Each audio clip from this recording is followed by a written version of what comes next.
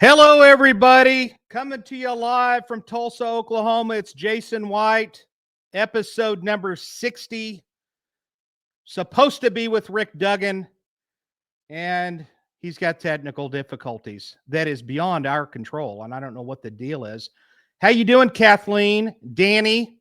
Matter of fact, Danny, we're gonna send you the link, and you can come and join me, and we'll talk about something. And I'll have Danny come on the show. And let me see, Amanda, if you can find Danny's email in a previous email, I think we'll just have him join us. Anyway, give me a quick second. I think we might be able to do that. And if that's the case, then we'll make that happen. But in the meantime, I will tell you, I'm sorry, ladies and gentlemen. You know what? Here's what I do. I basically come on this show.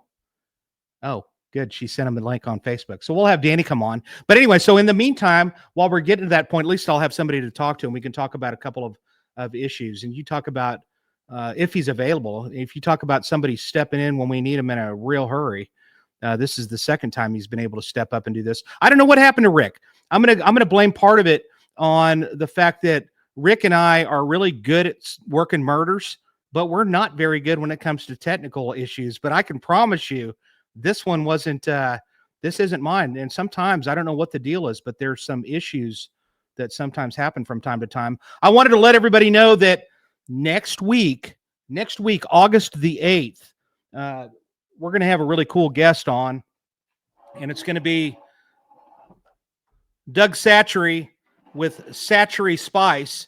He's going to be coming on, and he's going to be a ton of fun. And I know he knows how to get around StreamYard, so we're going to be fine with him. And then the other thing that's going to happen is that next week, if everybody hasn't left this show because of all these technical difficulties, there's going to be merch that's going to be coming available that's going to be on this show. We're the second show from KGRA that's actually going to introduce merchandise. And I told him, I said, hopefully make it inexpensive and good quality, and that's what we want to do. And so, man, I don't know. It just so happens that hopefully Danny's going to be able to come on here in a brief minute. If he wasn't doing anything, I don't know. I didn't message him. So there he is. There's Danny. We'll bring him on here in a quick. Yeah, there he is. Danny, welcome. No, that's okay. Bring him on. Danny, way to step in. And hopefully he's okay. He doesn't need an ambulance from that. Yeah. But anyways. Hold on just a second. I lost you again on my end. Hey, while he's dealing with that, hey, listen, ladies and gentlemen, I mean, feel free to I'm really sick to my stomach about something. And I'm sick to my stomach about that double murder that happened in Devil's Den, Arkansas. And I'm trying to wrap my head around what's wrong with humanity and what would lead this guy that happened to be a school teacher in Broken Arrow, which is right next to Tulsa. And then he gets fired from here, from what I understand. And I may be wrong on some of these details. He ends up leaving from Broken Arrow, from what I understand, as a teacher. And then he gets a job in Arkansas. Did you hear about this, Danny? I did. And essentially, there's a couple that, I know he did save the day. You get an award. I'll tell you what, you're going to get a cup. You're going to get a patch. You'll get a cup and you'll get a patch. Thank you. I hope you didn't have anything going on. And then the other thing that was happening is that apparently these people were hiking. And while they were hiking, this guy just jumps out and starts attacking the husband. And the wife manages to get her kids from there. And they I don't know how the kids were. I honestly don't know that. But they get the kids off. The wife gets the kids off and hides them nearby, and then turns around, runs back to go help her husband. And in doing so, the guy kills the wife too. And so those poor kids lost both parents because somebody is a wacko and he's got serious freaking problems. And I don't get it, but I don't know. We have one not far from there, actually, on that kind of side of Tennessee. A guy killed, I think, I could get it wrong because I don't know the details, but I know he killed 4 and actually had dropped a baby off.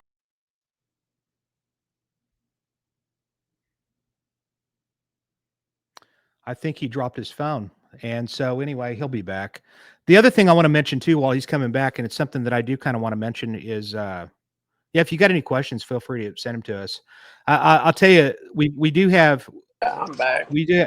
All right, thanks, Danny. Are you okay? I know the nerves are probably running strong. Believe me. I dropped the phone. No, it's a guy. Can't. It's on the news now. It's actually they found his vehicle, but he killed 3 or 4, and then dropped a baby off somewhere in the field, and they're actively looking for him now over in West Tennessee. They found his vehicle today, but still haven't found him. Yeah. Crazy. It's a crazy world out there, man. Yeah. I got to tell you, man. I think I'm almost to the point where I'm just going to carry my gun when I'm mowing my lawn.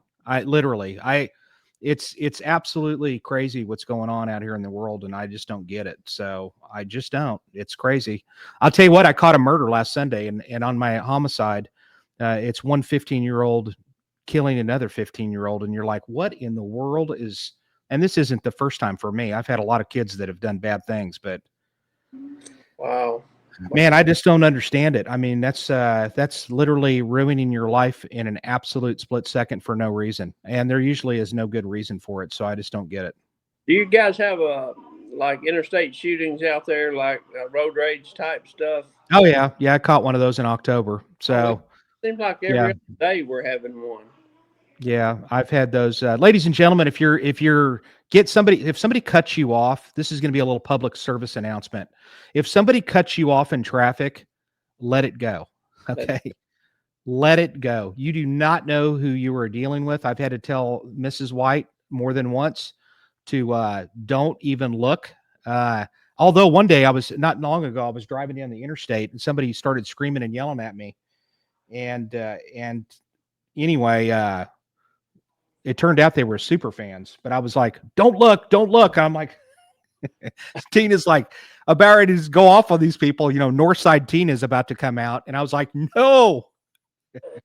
And it turned out they were just trying to get my attention, which was fun. But I was like, It wasn't Angela, super fan from England, was it? no. But so what Rick's telling me is that every time he was clicking on the thing, that a certain page was popping up. So I'm going to see what he's talking about. But Rick's disappointed because he was super excited to be here. And I'll tell you something kind of funny. This is kind of funny. I'll send that to Amanda and let her know what that's all about.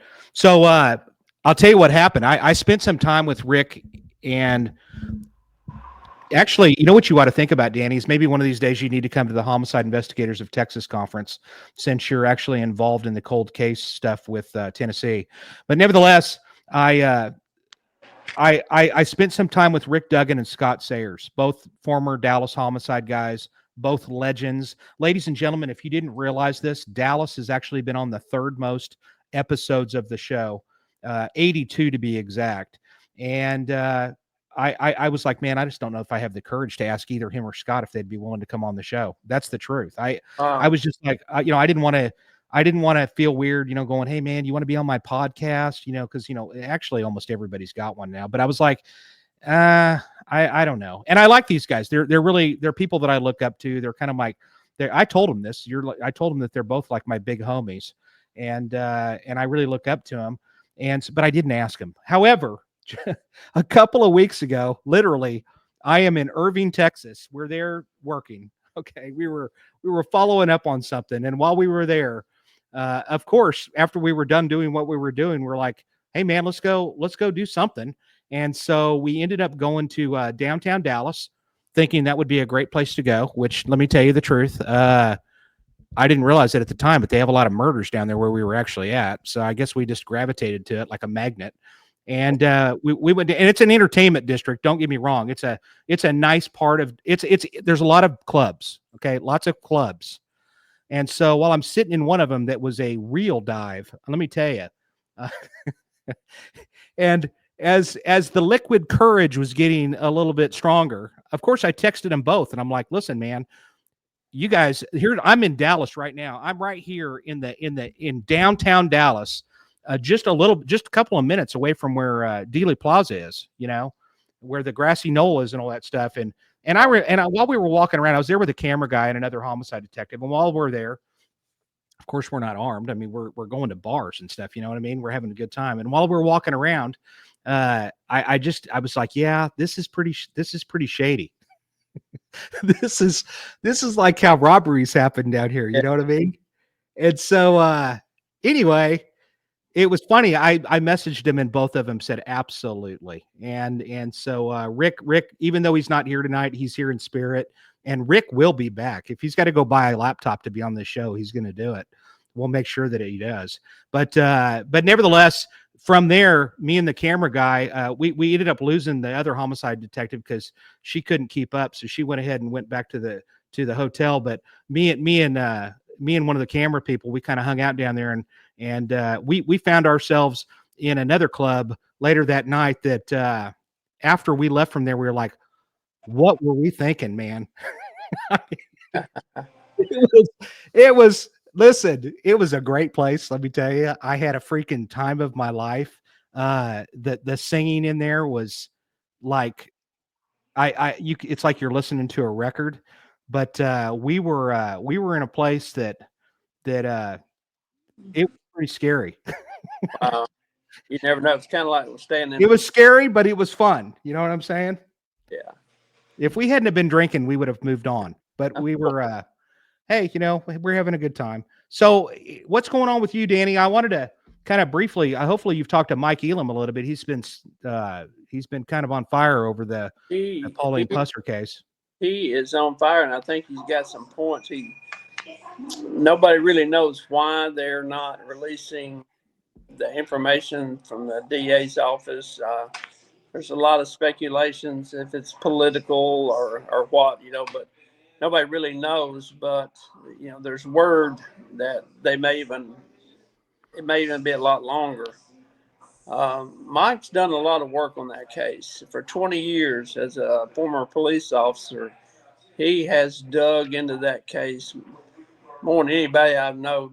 Yeah. Dug into anything. I mean, he's got in there and actually interviewed witnesses and eyewitnesses, and even got still. He's actually my cousin Dennis Hathcock was one that was on the ambush site actually there that morning when the ambush happened when Buford Pusser's wife was killed.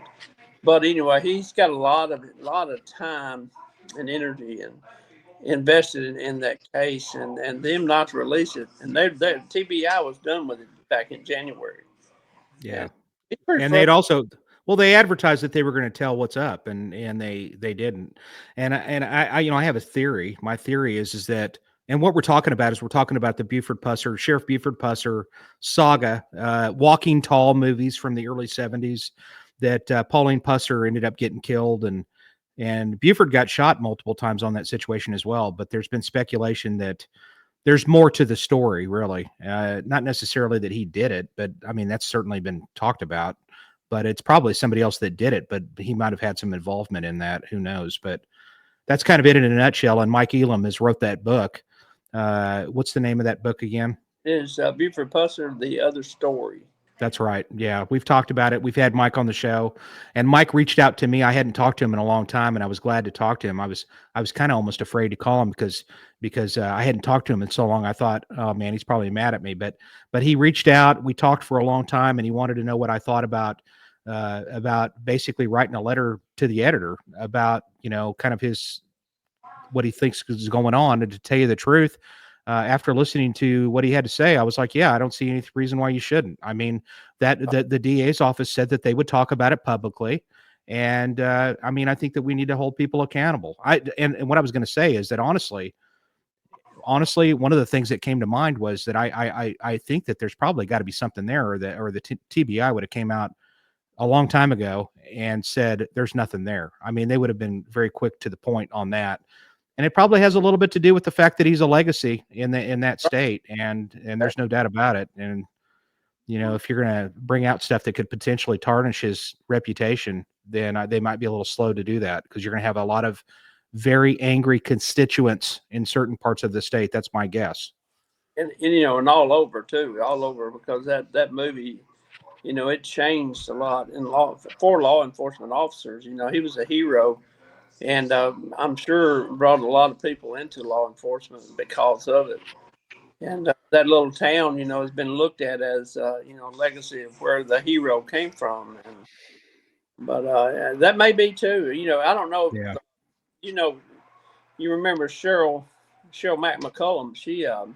Yeah. She had him. She actually had me on her podcast, Zone 7, talking about the things that you and I talked about, the Hmm. bloodstain on the hood of the car, and she actually found something that none of us saw, and that's a bullet hole in the hood of the car.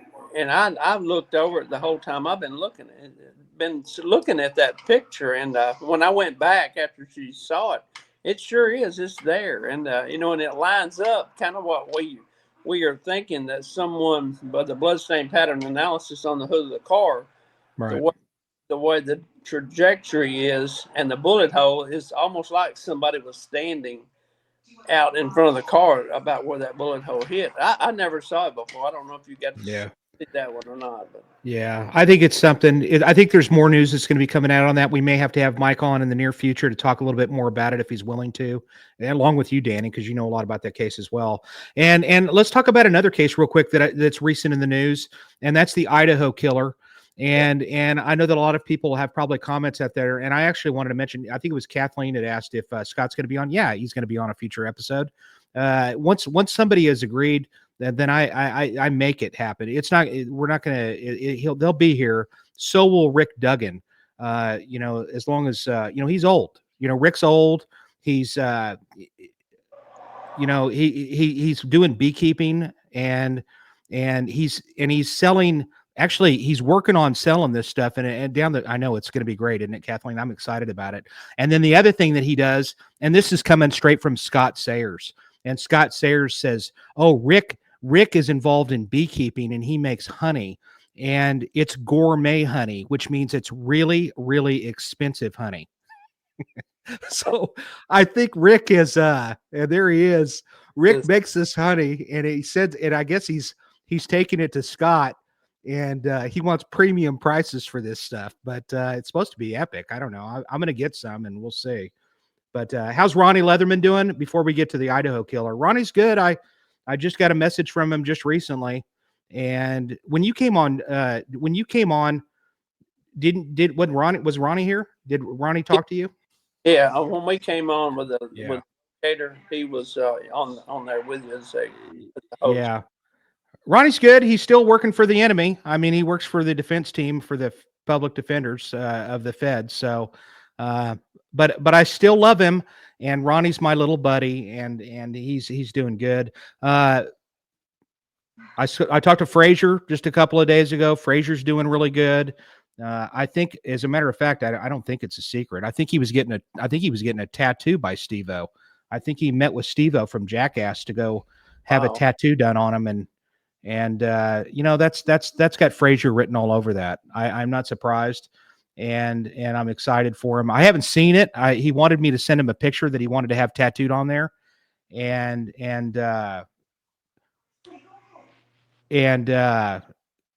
I'm reading something here that Stephanie put up there. So anyway, I'm sure that I don't know how good of a tattoo artist that Steve-O is, but yeah, yay, dude. I don't know how good of a tattoo artist he is, but it's still got a cool factor that Steve-O did it. I don't know that he actually Yeah, went through it or not, but he was supposed to. So just we'll see. because of where it come from, that means everything. Yeah, that's kind of cool. Let's see. Somebody had asked, Stephanie asked, do you think that Travis Decker that killed his 3 daughters in Washington State is dead, alive, or deep in Mexico? I camped at that campground where it happened. I'm not sure if you've heard about it, and I have not heard about this. I don't know if this is new. I don't know if I know much about this, if anything.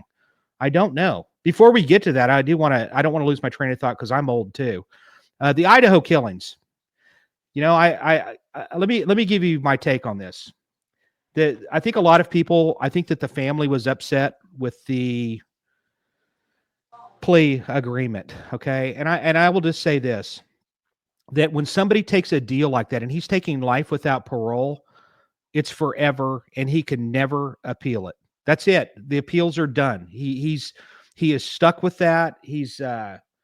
And that's the way it's going to be. And ladies and gentlemen, I don't know what your thoughts are. I'm curious, but I don't think the death penalty is going to be around much longer. I could see it going away in 10 or 15 years. I just don't see it hanging around. The way our world is going, you have pharmaceutical companies that refuse to provide medicine, or the the stuff to give them what is that anyway? Is it sodium pentothal or what? Huh? Yeah, yeah, lethal injection. Yeah, that's what it is. Yeah.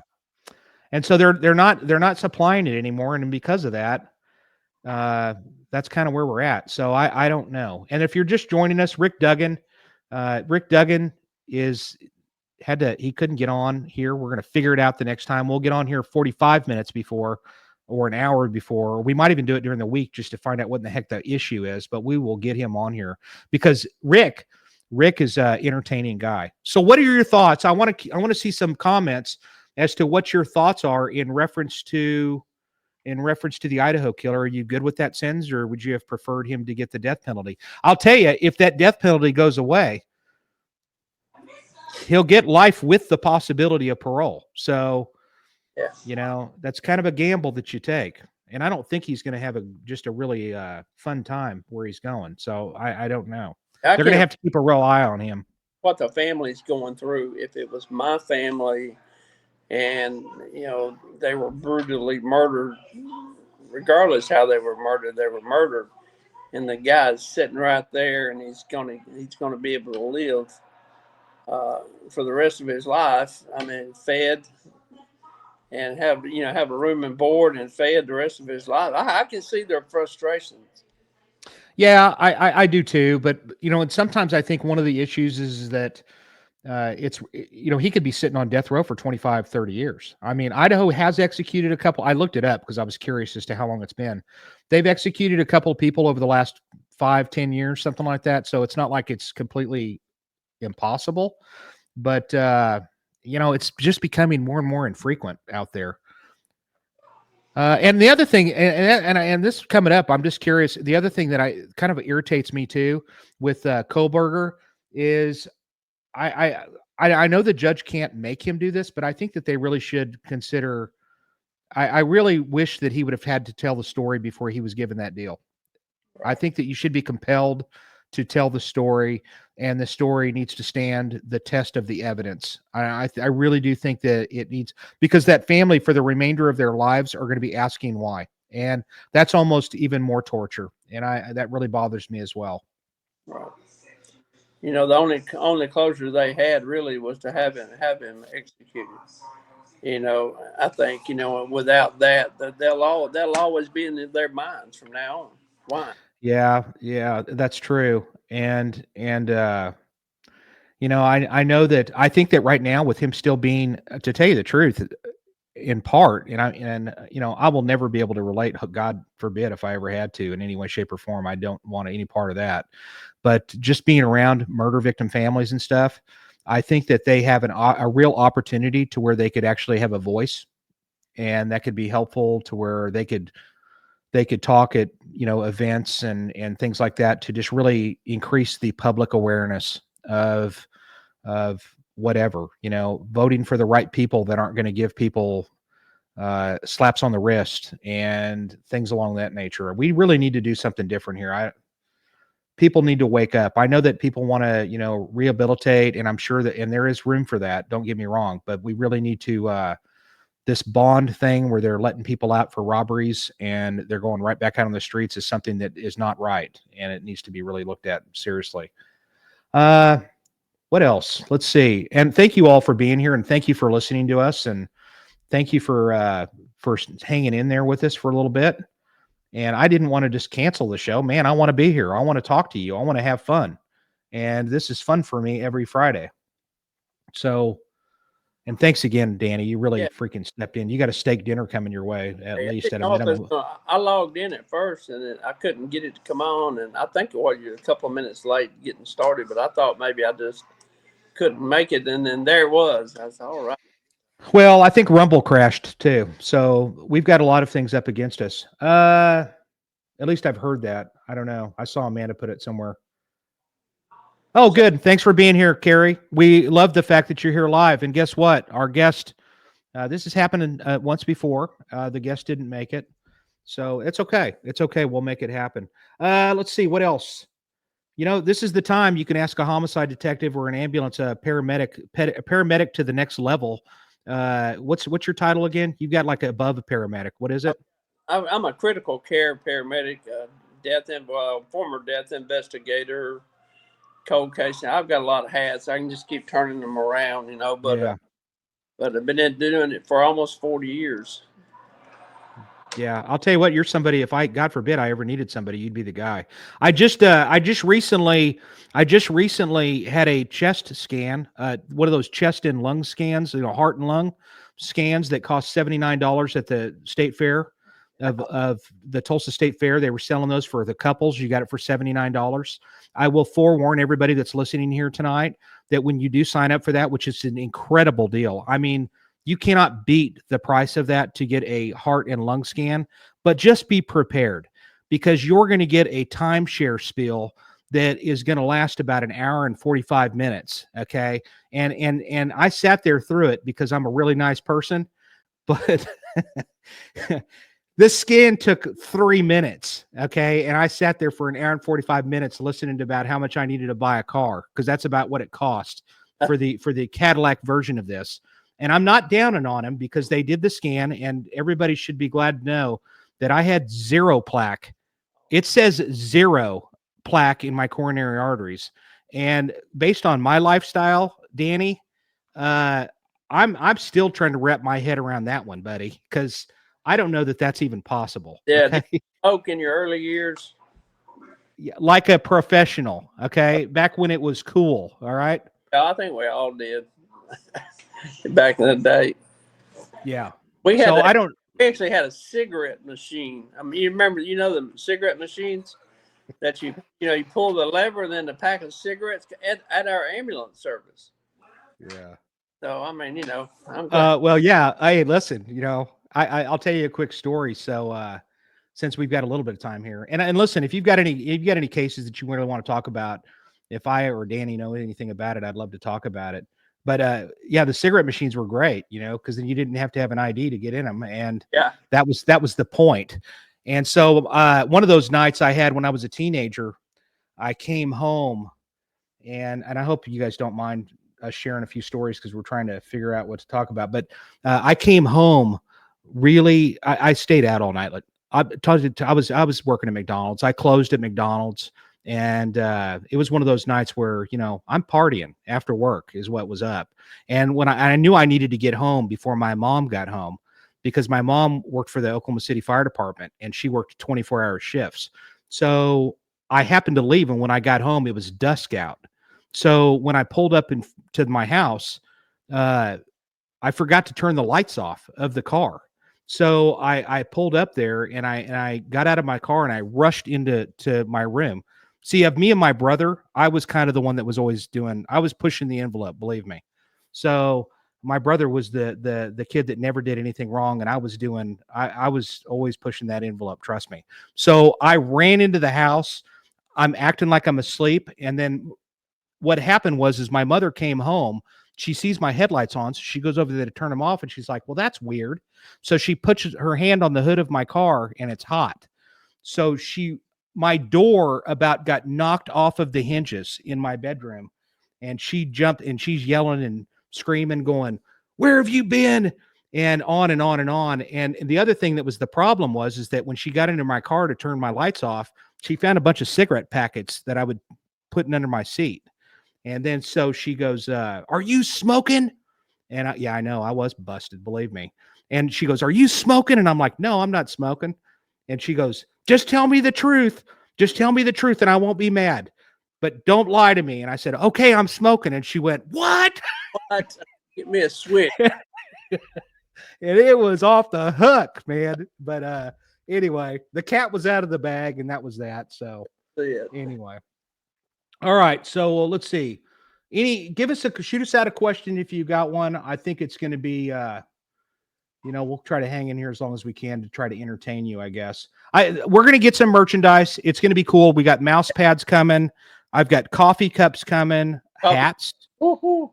I know, but they're not the one you want. They're okay. But really, what, I ought to think about doing that and throwing some of the other ones up there. And then there's some shirts, sweatshirts, stuff like that. I mean, I think that the designs look really cool, and I think they look cool. So anyway, that's what we're going to do. I've got a cold case that I'd like. I don't know how much time we got, but No, let's hear it. actually going to be on another podcast talking about it, so I can tell the kind of the quickness if you want. Yes, please Um, bring it. when I began my death investigator, I guess career maybe back in around 2009 area. Well, as a death investigator, you've worked with them too. You work with a lot of death investigators. The police do the law enforcement work hand in hand with death investigators because of the death laws. You have to do that. You're just right there together. During a death scene, a detective and I were talking, and he was telling me about a case that the state of Tennessee asked their sheriff's department here in Murray County in Tennessee to take it back on. It went cold. It was a case that happened in 1975, February the 14th of 1975. Some bird hunters were out hunting underneath some power lines, and they stumbled upon some skeletal remains. Uh, and of course, they called 911. The police, or I don't even know if they had 911. I know they did back then, but they called the police out there, and they found some remains that had some clothing on it. It was skeletal remains. You know how it takes quite a while for a body to become skeletonized. It's a little bit quicker out in the direct sunlight, but it takes a while. So they tried. They didn't have anybody report anyone missing back then, and from their studies, they could tell it was a female. It was a black female in her age between 15 and 21 years old. That's as far as they could get for several years. They worked really hard, and they actually did a really good job of investigating that scene. Well, the detective, fast forward, the detective they took it on. The Murray County Sheriff's Department did, and that detective, that was his case. And he said one thing that he had to do was take the skull and get a CT scan of the skull, because back then they could use that CT scan, send it off, and get a facial reconstruction from the CT scan of that skull. So that was kind of my segue or my way into the case. And I said, "Yeah, let me help you. I'd love to be able to help you if you'll let me kind of help follow you through this case." And he said, "Yeah." So we went up to Knoxville, and you ever heard of the Body Farm? Oh yeah, for sure. There isn't that underneath the University of Tennessee? The actual Body Farm is the pathology lab is underneath the football field. That's what I thought. Yeah. So there's Yeah, like a lot of these are people that are in like pools of formaldehyde. Am I right? right. They actually what they do. Dr. Bass, it was headed that up, and another doctor that I'm gonna get on this show one day, forensic anthropologist. Dr. Bass created it's about 3 acres, and it's downtown Knoxville, just right off the campus. I'm trying not to get too far off my story, but what they do is they take bodies that are donated or unclaimed, and they've sent there to study. And Dr. Bass would put them in trunks of cars, put them out in the open, bury them, put them in different environments where they can study the timeline of death. As far as insects, they would study the insects, and that has become globally known uh, in those studies, and they've been doing it all over. But the body, the pathology lab is underneath the football field, and that's where our girl was. So we actually went up there, drove up there, and got her skull, brought it back, and on the way back, Jerry Williams is the detective's name. I'm gonna give him a shout out. I asked him. I said, "Jerry, do you mind stopping at the crime scene? I would love to get just a feel of that crime scene where it was." And we did. We stopped by there, and we had her skull, and we looked around, and it was literally unchanged because it was under the Tennessee Valley Authority's power lines, so nothing was built. It was still exactly the same from 1975. 40 years ago. And I just got chills. I told Jerry, I said, do you believe we're bringing her back to the scene? 30, I think it was 30 something years then, all these years later. And he and I just stood there for a second, and the hair just kind of stood up on the back of my neck. And so we did. Well, I took a lot of photographs. I've got a lot of photographs of this case. So we went in and I contacted back then it was the hospital that I worked for, and asked them if they would do this, if they could allow us in to get a CT scan of a human skull. And they were a little bit hesitant. You know, the first one I called said, well, I'll have to call somebody else on that one. And it went up the chain. And finally they come back and said, sure, let's do it. And we went in, and I've got some great photographs of that I'll send to you, Jason, but of the actual red line going across her skull. And and they did. We brought her skull back up the following Monday. This is like on a Friday. The following Monday, we brought her skull back up there, and the medical examiner that took over, Dr. Bass, was there, and she had laid out all the bones that were found during that, the ones that they brought up that they had. They even had some clothing still, but she laid them out on the table. And you wouldn't believe how much bones were still. I mean, they gathered. It's incredible, the investigation that they did even way back then. But Mm-hmm. you could tell how she died by looking at their bones, starting with the ribs. You know, ribs, when they're broken, I don't know, Jason, if you ever had a rib broke, but I have. It'll grow back actually, but it'll also show a calcification area of where, once it heals good, it'll show a calcification area. Well, she had a lot of those, and they would break in the same area again.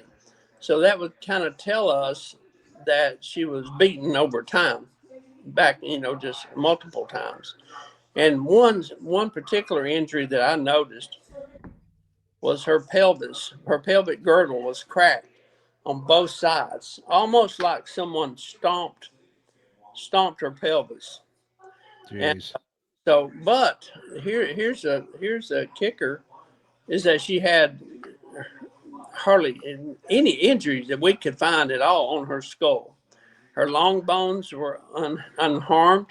Her legs, I'm talking from her hips down, we couldn't find any injuries at all. So to me, what we talked about was this had to be someone who was kept either in captivity or kept her injuries hidden from the outside world. In other words, they would put clothes on, then nobody else could notice her injuries. So we documented all that and came in and actually ran it through the news media once we got her facial reconstruction back, and they done a phenomenal job of that, by the way. But nobody claimed her missing. We had talked to some, and you may have heard this story as well, especially back in the day when someone would come missing. No one would claim them missing because the families would hope that one day they would come back, especially a teenager back in that time. And I can concur with that because I was one of them. I was missing, and I can go through that story another day, but at 15 years old, I was that way for 2 years. But anyway, that's on that. I can tell that story another show, but that's why we thought maybe no one would claim her missing. Hang on a minute. I gotta make sure I'm not saying nothing wrong because the detective actually texted. Oh, okay. Uh, he's listening in as well. I can't pull my text up without Roscoe. I won't say any more names if that's what it is. But anyway, the case.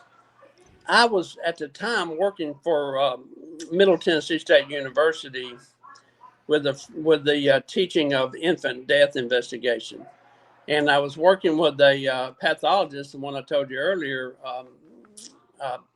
who had an article in a research magazine. I had a story about me in that research magazine. They had a story about him.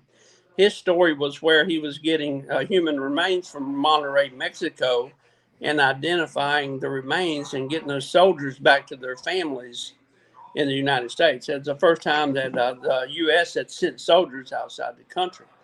And that was his story, and mine was about working in infant death investigations. But anyway, so I saw that and I thought, well, wait a minute, Doc.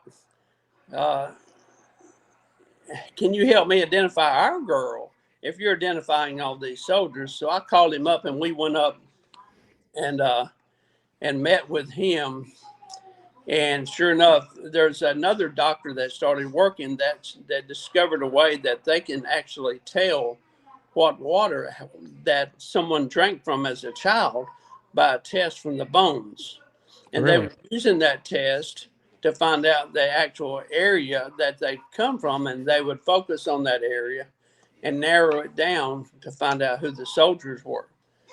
So that really interested me. So I went with Jerry and I went up and we met with those and we got to talking about, and this was back about when the Golden State Killer case was solved. Yeah. And they were telling us about ways that we can identify this girl. One was genetic genealogy, because of that Golden State Killer case was so widely known. And there was at the time another 4D reconstruction that they can do. We had a 3D. There's several different ways, but we were really getting close to where we could go into it. Well, about 6 or 8 months later, the detective Jerry that I was working with, he retired, and then I moved on actually to work in the state office about the time. So both of us actually left, and the case didn't go cold. They didn't let it go cold. They held on to it, and another detective, and I can't remember his name, picked it up. And a few months before our cold case team got started, the one that I'm on now, about 15 months ago, just a few months, they actually used some of those things like the genetic genealogy and found out and got a match. They got a match. It was a sister out of Chicago. So they loaded up and they went to Chicago and they met with the family and they started giving them information that we all have gathered over the years. And it was her.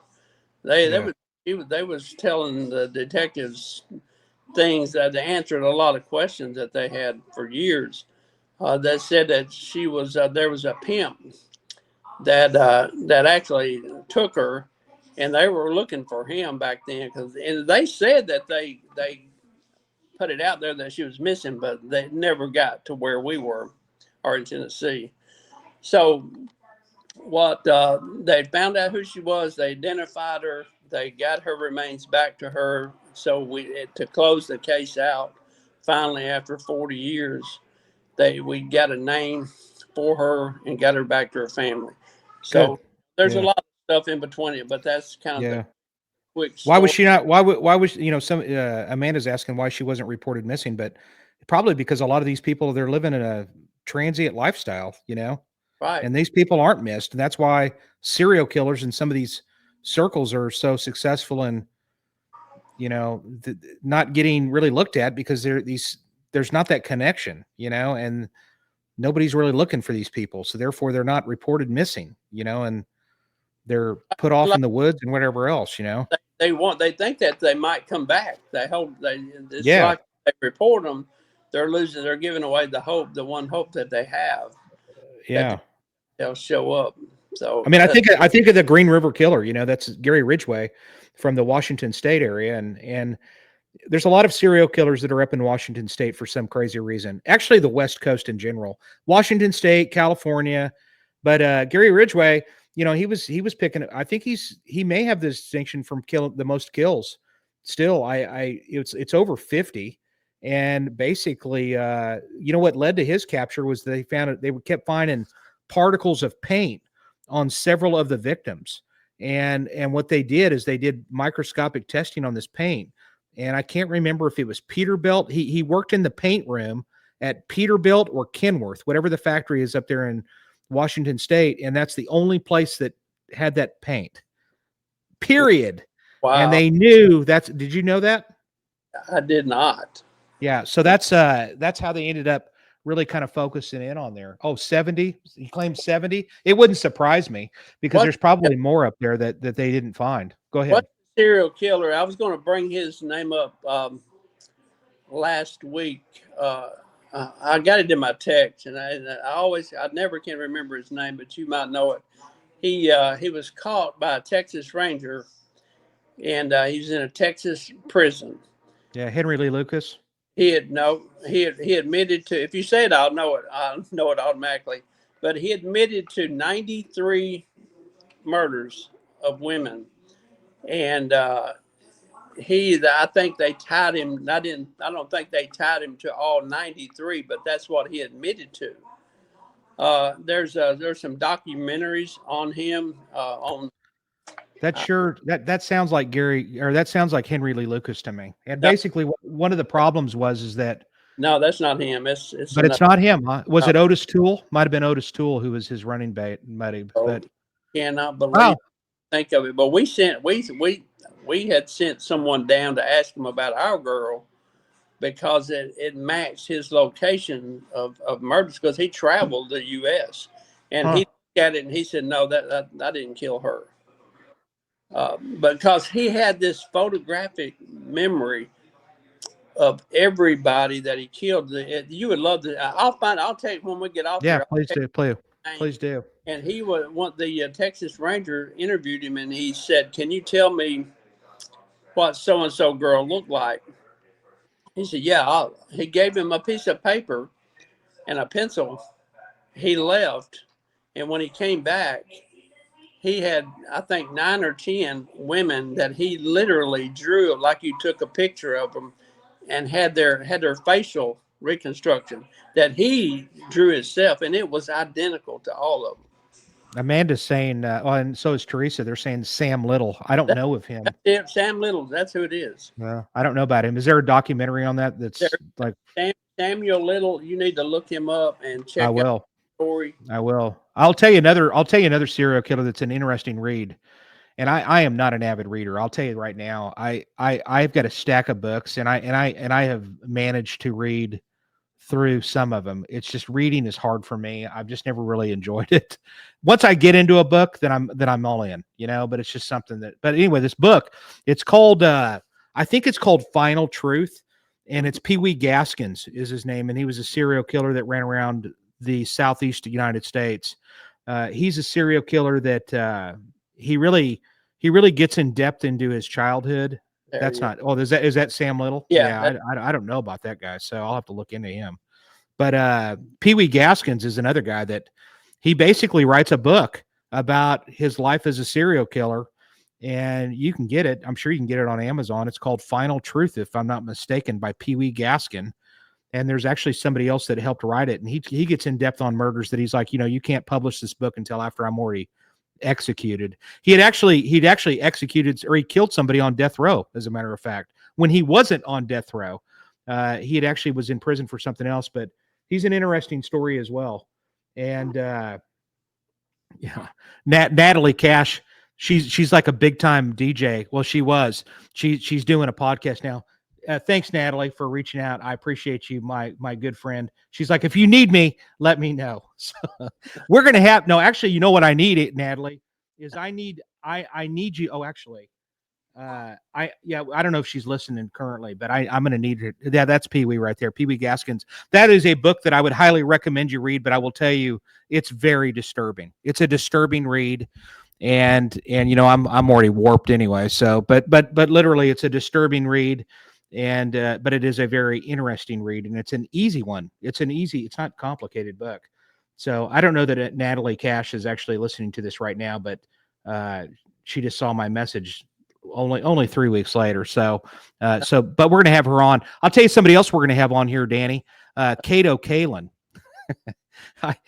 I communicated with Cato, and he's coming on. You know what I mean?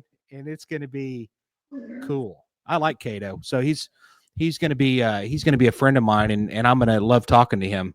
And he said that he would come on, so that's going to be down the line. His schedule is really busy, but he's going to do it. So, Cato Kalin from the O.J. Simpson case, yes way, it's going to happen, and he's now my friend, and I'm going to make sure it happens. So that's going to be fun, and that's going to be that's going to be cool.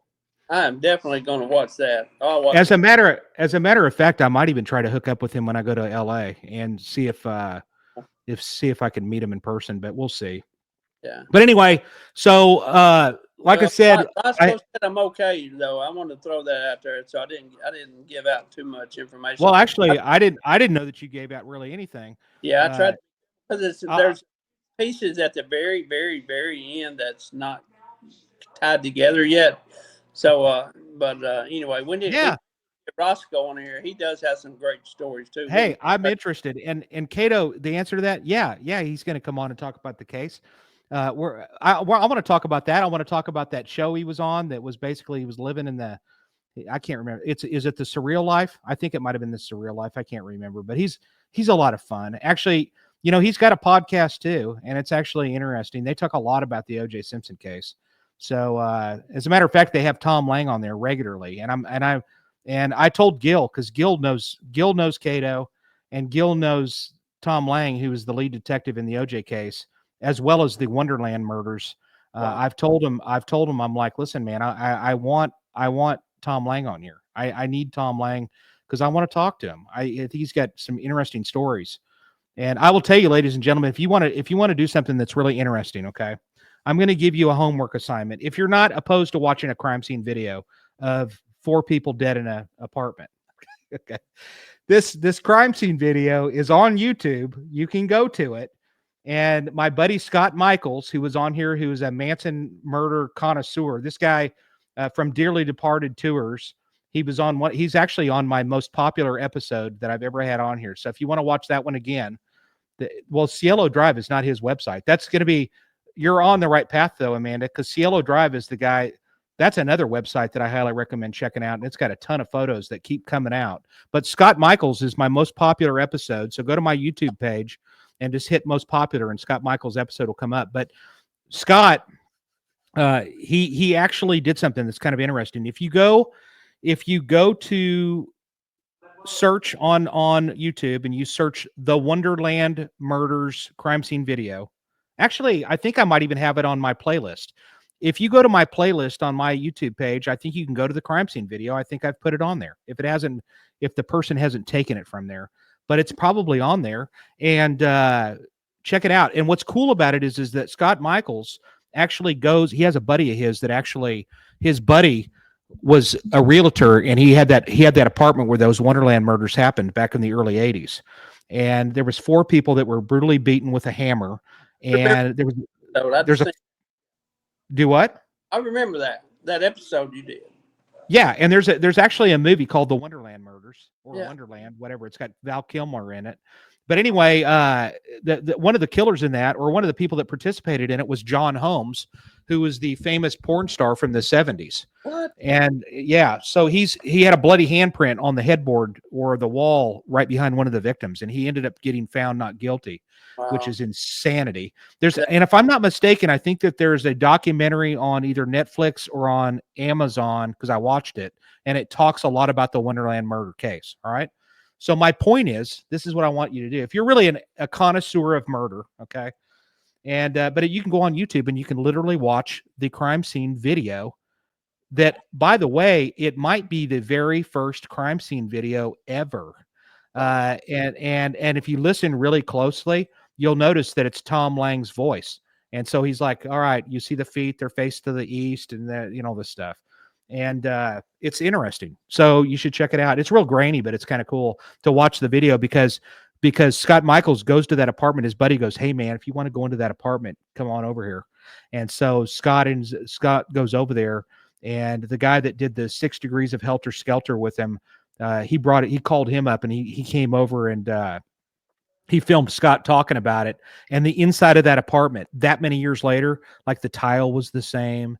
Really? The cabinets were the same. Yeah, it's kind of spooky. And actually, Scott says I'd asked him this. He says, man, that's one of the most evil places I've ever been in. I mean, you could literally just feel the evil and the ghost. I mean, you could literally feel that this place was not right. And so when I'm in LA, I'm actually going to be staying in Laurel Canyon, and Laurel Canyon is where that I'm going to drive by it, of course. You know what I mean? If somebody came out of that apartment, I don't know that I'd be opposed to going, hey, do you mind if I take a look? But I don't know. That would be cool, man. I would love to do that. I'm telling you, I've already told my wife, I said, we might even drive by Spawn Ranch. I just want to check it out. We're going to be not far from there either. And I just kind of want to check it out. I just kind of want to see it. I have never seen that. And as a matter of fact, I might even have dinner with Scott Michaels in Palm Springs when I get there. So we'll see. I'd like to pick his brain a little bit more. He's a fascinating individual. If you haven't checked out his podcast, and I think it's the Dearly Departed podcast, he's got a viewership that's just insane compared to mine. I'm just child's play, and I'm still growing at a pace, small pace, but I'm getting there. But Scott is something special. He really is. He's an interesting guy. I could listen to him forever. And anyway, so yeah, I'm trying to do something else too. I actually sent a letter to the people that own the Brady house. Where the Brady Bunch. It wasn't filmed in that house, but what they did on HGTV is they actually built the whole house to look exactly like the set from the Brady Bunch. And it's the front of the house is the same, but the whole inside of that house has been transformed into the Brady Bunch house. And so I wrote him and I said, hey, I don't want the sweepstakes, all that jazz. I just want to go in it. So I don't need to meet a Brady. I just want to, although I wouldn't be opposed to it, if Bobby Brady or Greg Brady or whoever, I don't care. I'd love to meet him, but I just want to go inside of the house just to check it out. I think that'd be cool. And so Tina was like, quit doing that.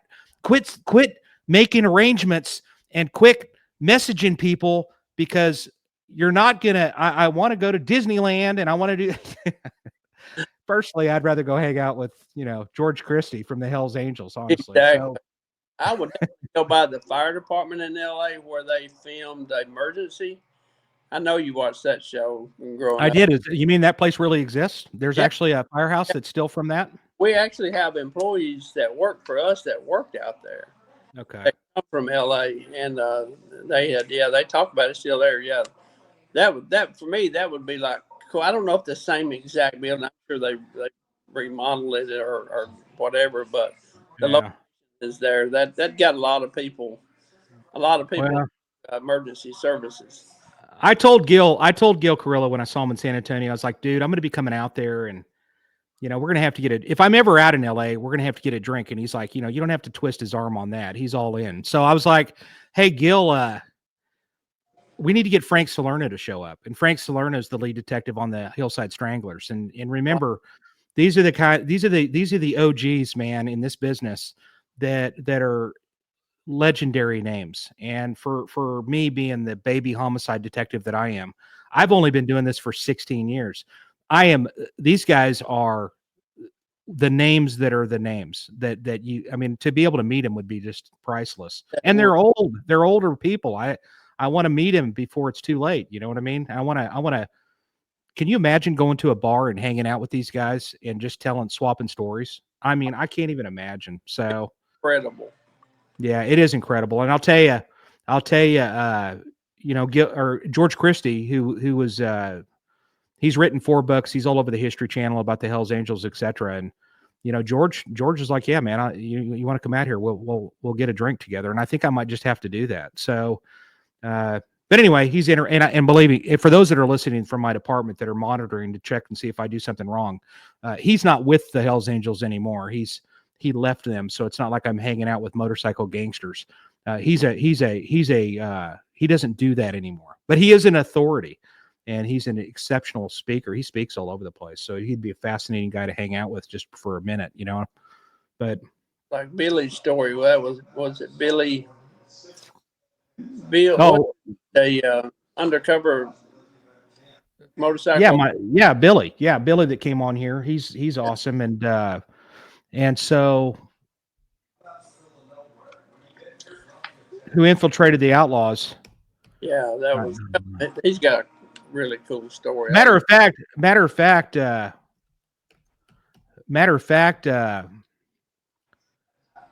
Yeah, you're talking about Billy Queen. So Yeah. so Billy Queen, I should have known that. The problem is you can ask me about a murder from 15 years ago, and I can tell you all the ins and outs of it and probably the DNA strand. But you asked me about something from 5 minutes ago, I can't remember. But Billy Queen's actually running for sheriff out in his town, out in the East Coast. So if you're out in that area, give him some support, give him some love. Matter of fact, you can follow him on his Facebook page. He's Billy Queen running for sheriff or something like that. I'm following him, so you can find his page on mine. Yeah, I would like to have a beer or more with well, Billy. I've had plenty of beers with him, believe me. So, but anyway, yeah, I'll tell you what, man, I'm having a good time, and that's what's fun about this podcast, Danny. Well, you know Is people that, all over the world, Jason. You can get anybody you want to, man. no, well, you can always ask. You can Yeah. always ask. I've asked several, surprisingly, I get a response back from some of them, but some of them I don't get any response, and that's okay because a lot of them. Clint Eastwood's coming on. I know he is. You're going to get him on here.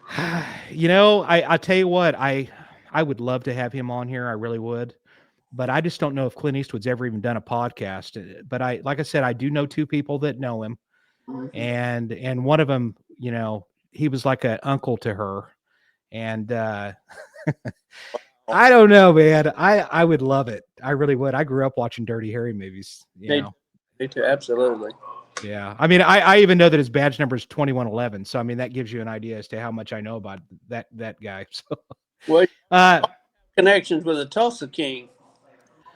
You know. Well, yeah, that would be me, the real Tulsa King, right? So the other Tulsa King. Well, I wouldn't mind talking to him either. You know, I wouldn't mind talking to Sylvester Stallone, but you know, there were some people that put some stuff out there. They put some names of people that they thought would be good guests, and I'm certainly, you know, one of them is Stephanie. Tell me who's the announcer for the first 48 again. I should know it. Between him and Stephanie would know if she's still in here, but I think it's something Graham.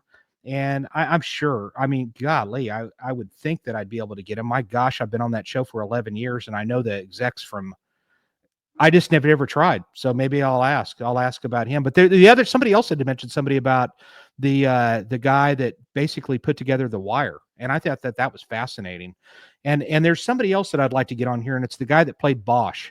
And he's a serious supporter of law enforcement. What's his name? Do you remember? I don't. Golly, he played Bosch. I just can't remember his name off the top of my head. And got it. Oh, Dion Graham is his name. That's who it is. Dion Graham. We might be able to get him on here. I don't know, but he was on The Wire too, and I think he'd be fascinating to have on here because, I mean, he said my name probably 200 times at least. It would be kind of cool to meet the guy, and then, but the guy that did The Wire, I think, would be fascinating. But like I said, it's I can't remember his name. He's on. He played Bosch, and I think that would be. Matter of fact, I looked to see what that house would cost to rent it. I wanted to rent that house from Bosch, but that is way out of my price range, ladies and gentlemen. But it would be cool. I could just sit there and look at that skyline of LA nonstop. I would love. Oh, Kelly Sigler. Okay. Well, I'm glad you asked that. I asked. Hey, I know somebody that knows her, and it's Paul Keith. Paul Keith is my buddy, and we're both on the committee for the Homicide Investigators of Texas. And by the way, Amanda, throw that up there right quick. I want to at least make sure that we mention this. If you're a homicide detective or you're a detective, and of course they threw that up there on my website. It's hitx.org, if I'm not mistaken, is their website. There you go. If you go to that and you're a homicide, you got to be a cop to go to this thing. You don't even have to be homicide, but if you're a police officer and you're an investigator, and maybe you're not necessarily a designated homicide guy. Do what? What about a cold case investigator? You can go to this. Yeah. I'll go with Roscoe. You should. Yeah. Sign up for it. No, really. Sign up for it. And we would welcome you with open arms. And it's at the Drury Suites right there and when I say the Drury Suites, it's not like your typical Drury. This thing is a skyscraper and it's epic. And it used to be a bank back in probably the 20s or the 30s, but it's a really cool venue. And it's right on the Riverwalk. And it's March 23rd through the 26th. And if you're, I could possibly ask Joe Kenda, you know, I wouldn't mind. I wouldn't mind talking to him and having him on here. Kelly Sigler. So let's get back to here real quick. So he's messaging her, and I told him, I said, "Hey, tell Kelly I want her on the show." And she's like, she didn't call me. Let's put it that way. But she's got my phone number. But I really would like to talk to her now. Steve Spagnola. I've talked to Steve. Steve Spagnola, just for the people that are sitting here and tuning in, he's one of the lead detectives on the Jeffrey Dahmer case, and Steve said he would. Steve said he would do it. So I just need to really corner him. I need to get him on a date. He said he would do it. I will tell you that August the, I can't remember the date, but it's August the 18th ish or somewhere in there. I can't remember. Maybe it's the 25th, 22nd, somewhere in the August, late August. The most one. It's not. He's one of the 5 most recognizable sheriffs in the country, and I don't want to say he's the number one. He could be. He's in the top 5. I can promise you, and you will know him when you see him. And he's coming on. I just don't want to throw the name out. I'll have a little bit of suspense. Steve would be great. Steve's a lot of fun. He's a lot of he. When I saw Steve, he handed me a handful of pins that say Cold Justice on it, and he handed me a bunch of cards. But unfortunately, Cold Justice is no longer. And I'm really devastated. I'm really sad by that because I loved that show. And I think Kelly's doing something a little bit different right now. And I don't know what channel she's doing it on, but she's doing something, a new project. But I would love to have her on for sure. Definitely. I don't know. We're trying. There's going to be a couple of other people. I mean, there's I'm going to mix it up occasionally. I just don't want to just do totally true crime. If I can get somebody that's interesting, just like Doug Satchery next week, we can. If you don't have this in your cabinet, you need to get it. It's great. It's the it's Cajun spice, and it's perfect. And we're gonna have Doug Satchery with that company. He's coming on tomorrow. Not tomorrow. He's coming on next week, and he's great, and he's a good people, and he's going to be a lot of fun. And let's see who else. And then I've got a couple of rock singers and stuff that I could have on here. They're just waiting in the wings. They've already said they'd do it. I would like to get Ace Frehley from Kiss. So if you know him, I know somebody that knows him, and I've sent Ace. I follow him on Facebook, and I've sent him I've sent him 3 or 4 messages, and I can tell that somebody in his crew has read them, but he hasn't sent me a message back. But Ace is cool. He's my favorite out of Kiss. So he's super cool. I'd love to get him on here too. That would be cool. And actually, I sent Ozzy a message too. And one of the people before he died, I'd sent him a message, but you couldn't send Ozzy any messages. They didn't take them. But I do know Ozzy's bassist, and that's Rudy Sarzo, and he's going to come on. He said he would do it, so I just have to schedule it when it fits his schedule. He'll come on. He was the bassist for Quiet Riot when they were huge, and then Ozzy, then Dio, and Whitesnake. So he's been everywhere. He's cool. He's on that. If you want to watch him on, he's on Hired Guns, I think is the show on Amazon Prime, and he's one of the best bassists out there. He's awesome. Oh, Prosecuting Evil with Kelly Sigler, cool. Yeah. That's. I'll have to look that up because I'm a fan of hers. As a matter of fact, I've told her through people that she'd need a protective order from me probably if I hung out with her. And I think I'm going to actually, to tell you the truth, Danny, she might be coming to that conference this next March. Really? That's what I've been told. Yeah. So we might get her to try to speak or something like that. We're working on it. I don't know. I'm running out of things to, if you've got any last final questions from everybody, go ahead. I don't. I'm just glad to be on here. I appreciate Man, you. I'm glad to have you on. David Simon. David Simon's the name of the guy that basically did The Wire.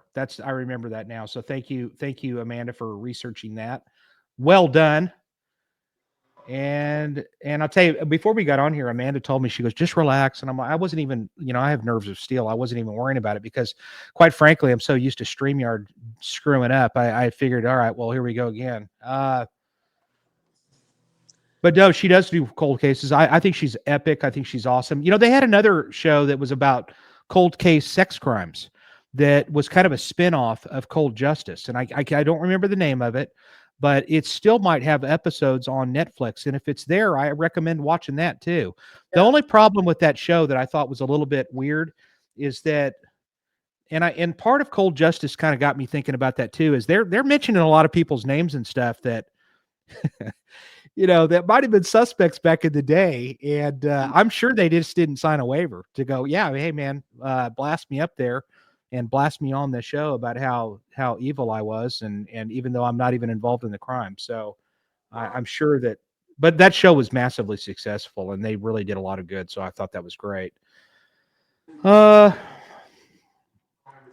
And nobody is shouting at me, and I've still got the same number of people that are hanging in the room, so I do appreciate it. I have to remind people too, please go to my YouTube page too, because I like getting the views too, and the views for me are great. And I want you to like and subscribe. For those of you that have not done this yet, that are following me on, I've got almost 13,000 followers on Twitter, and I know I put it out there every now and then. Hey, if you follow my, when I'm not getting blasted for something on there, sometimes I've had I'm good. I still, wait till, hey Danny, wait till I retire and look out, buddy, because I am a very vocal person, and unfortunately, I have to keep a lot of that private right now. But one day, I've told people at work, I said, one day I'm going to write a tell-all. I'm going to do a tell-all book. So It's a wonder you haven't written a book already. well, I need to, but I would like to do one that's a tell-all. And so those of you that are in my life, you know who you are, that have done me wrong at any point. Believe me. We might change your name, but it's going to be really close. And I don't think that they'll have a hard time finding out who you are. They'll know. I'm just playing. I don't, I get along with everybody. Let's see. No, but I'm going to probably write one at some point as I get a chance. I want to remind everybody too, just real quick before we get off of here, I want to remind you of another thing.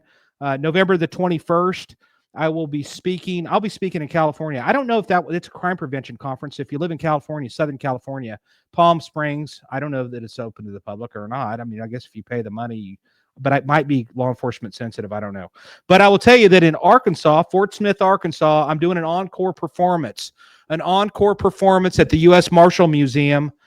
And it's not going to be the same either. So if you went to the last one, I'm going to change it up. It's going to be different stuff that I'm going to speak on.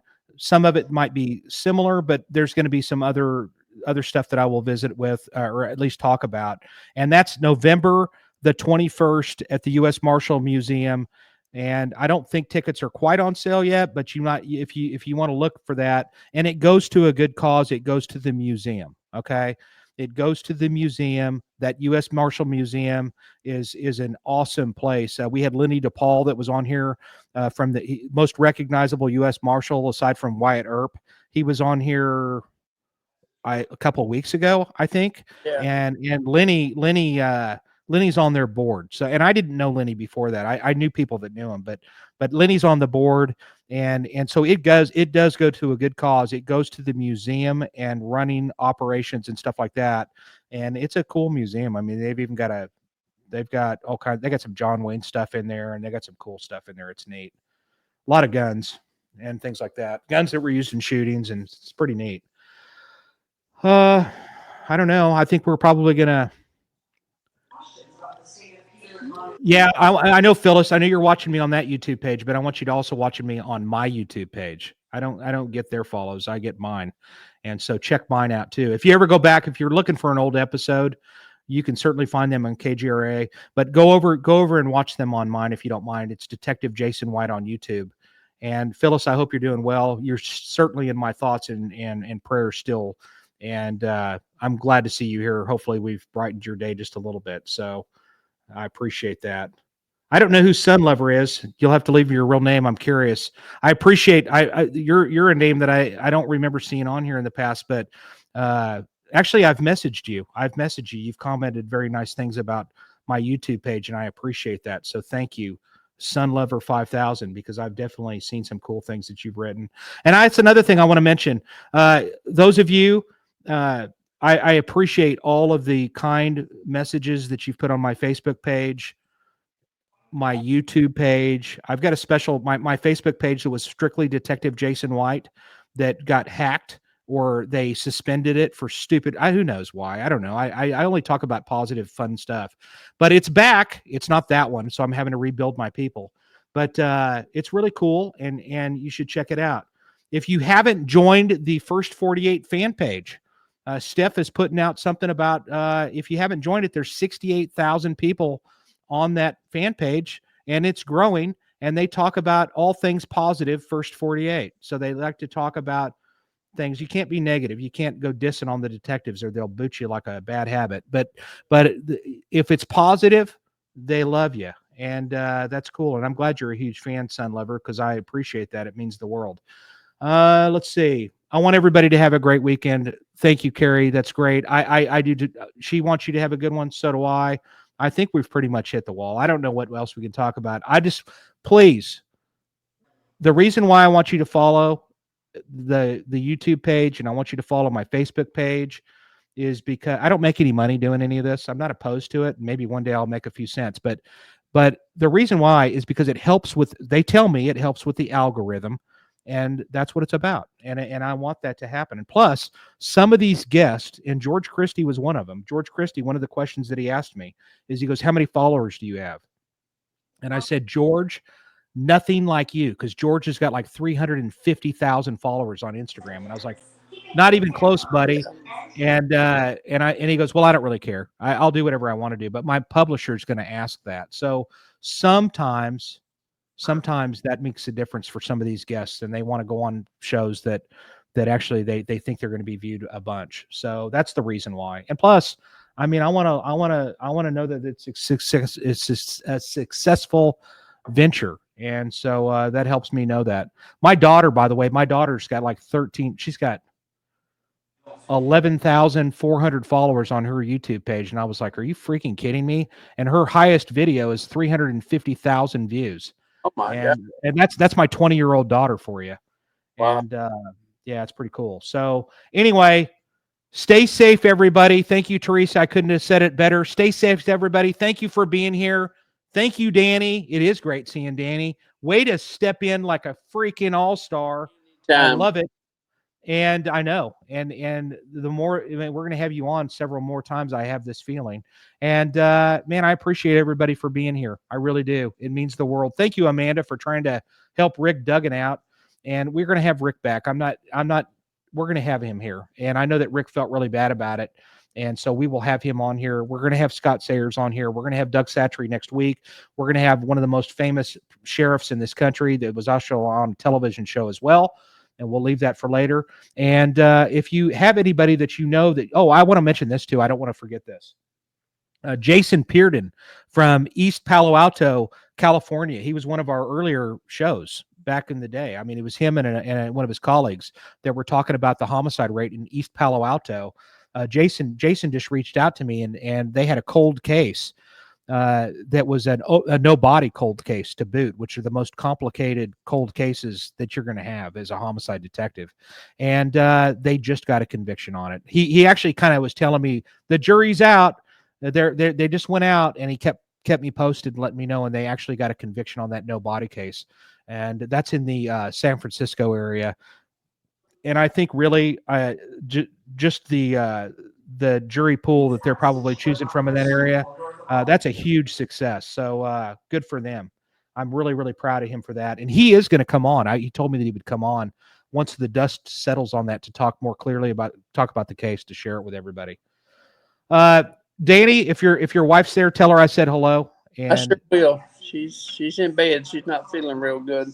All right. Well, keep me posted on things in your world, and like I said, I'm going to be in East Tennessee, so we're going to get together in November. Yeah, okay. We will. Hey, thelocator911.com. Throw that up there, Amanda, right quick. One more time. Thelocator911.com. Look okay. The locator 911. Yeah, in his part of the country, he calls it but it's the locator 911 light bulb, right? Yeah. .com. If you're looking for a gift for your elderly relative, then give that a look. I mean, is that going good? Yeah, it's going. We're going on TV next Wednesday. 9 stations in 11 states. We've got a special going. We'll be under Prime Media. And right now we've got them probably the price is as low as they've ever been. We've got a good special going. Just check it out on the website. What's And the price? If you know, it's if you feel 35. comfortable saying. You buy two, you get the third one for half price. What was it again? I cut you out. What was it? $39.95. You buy All right. two, get the third one at half price. All right. And Life that's saving. any bulbs we have. If you live in the rural area, that's any of them. So you've got bulbs for RVs, you've got bulbs for boats, right? Yeah. Backpacks. You have those out yet? We're working on that. We've got still got the prototype of one of our bulbs called the Freedom bulb. It can do the same thing. All right, cool. So good. Yeah, there's the thing for it. Way to go, Danny. And I'm glad you got that plug-in because you deserve it. And maybe we can get some of those. So if you're looking for a really good gift for an elderly member of your family that might need that lives, especially if they live out in the rural area, my gosh, what a lifesaver that is. And that's that. Ladies and gentlemen, I'll get off here. I'll quit babbling. But listen, I really do appreciate everybody here, and it means something to me each and every week. I look forward to seeing the regulars and just seeing a new name with Sun Lover coming on here and others. I didn't see my cousin on here tonight. I don't know what's happening with him. I'll have to check on him. And but I can't thank you enough. Thank you, Danny. Everybody, go to my YouTube page if you haven't followed it on YouTube or my Facebook, Detective Jason White, on both of those. Please do. I would love to see the numbers go up tonight. I want to see a spike. And see you all later. Amanda, take us out.